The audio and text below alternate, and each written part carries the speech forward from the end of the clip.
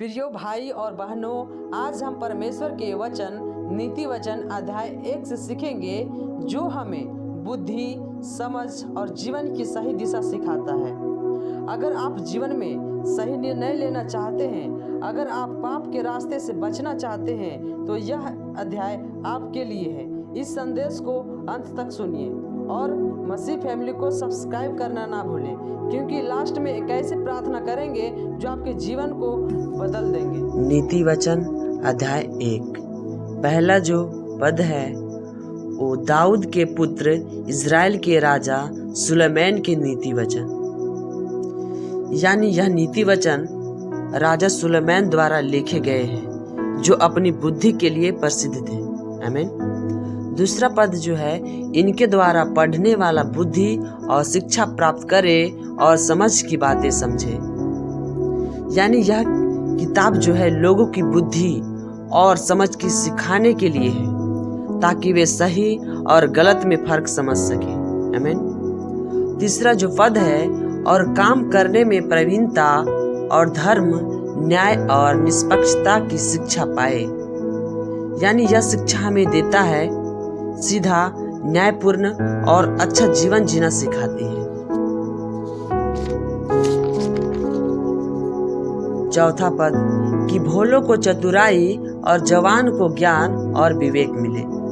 यह किताब अनजान लोगों को समझदार और जवानों को समझदार और विवेकी बनाती है।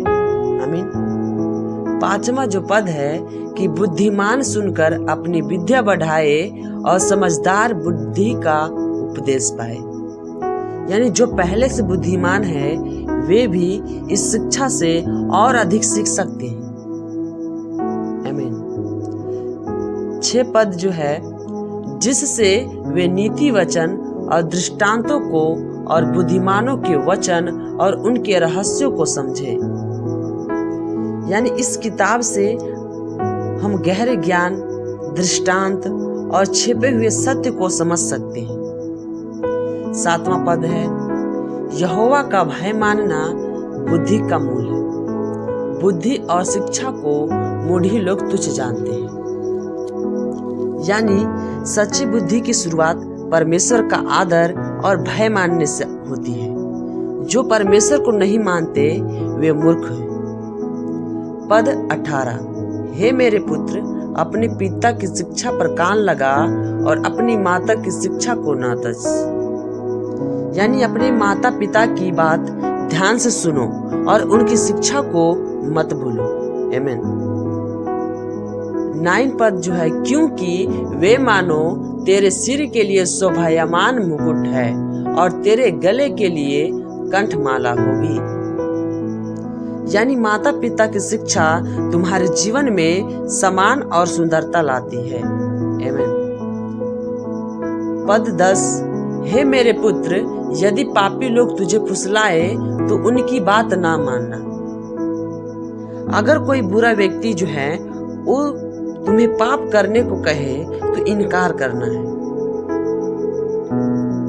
और पद 11 से 14 पद तक, यदि वे कहे हमारे संग चल कि हम हत्या करने के लिए घात लगाए, हम निर्दोषों को ताक में रहे। 12वां पद, हम अधोलोक के समान उनको जीवता और कब्र में पड़े हुए के समान नमूचा निकल जाए। 13 पद, हमको सब प्रकार के अनमोल पदार्थ मिलेंगे, हम अपने घरों को लूट से भर लेंगे।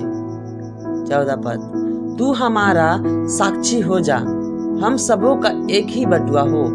आमीन।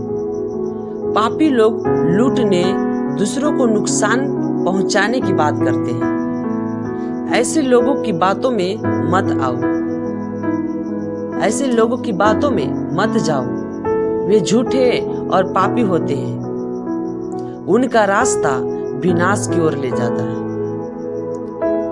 पद 15 से 16। 15, तो हे मेरे पुत्र, तू उनके संग मार्ग में ना चलना, वरन उनकी डगर में पाँव भी ना रखना। 16 पद, क्योंकि वे बुराई की करने को दौड़ते हैं और हत्या करने को फुर्ती करते हैं, यानी बुरे लोगों की संगति और उनके रास्तों से दूर रहें।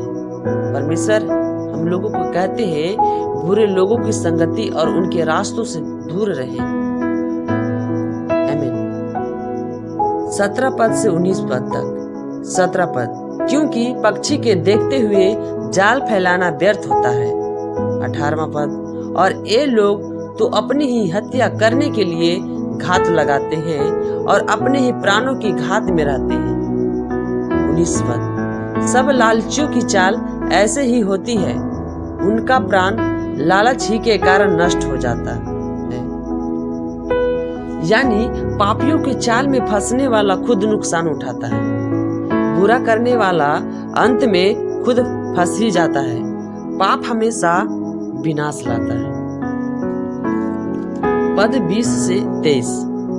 20, बुद्धि सड़क में ऊंचे स्वर से बोलती है और चौकों में प्रचार करती है। 21 पद, वह बाजारों की भीड़ में पुकारती है, वो फाटकों के बीच में और नगर के भीतर भी ये बातें बोलती है।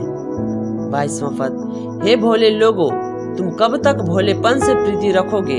हे ठट्ठा करने वाले, तुम कब तक ठट्ठा करने से प्रसन्न रखोगे?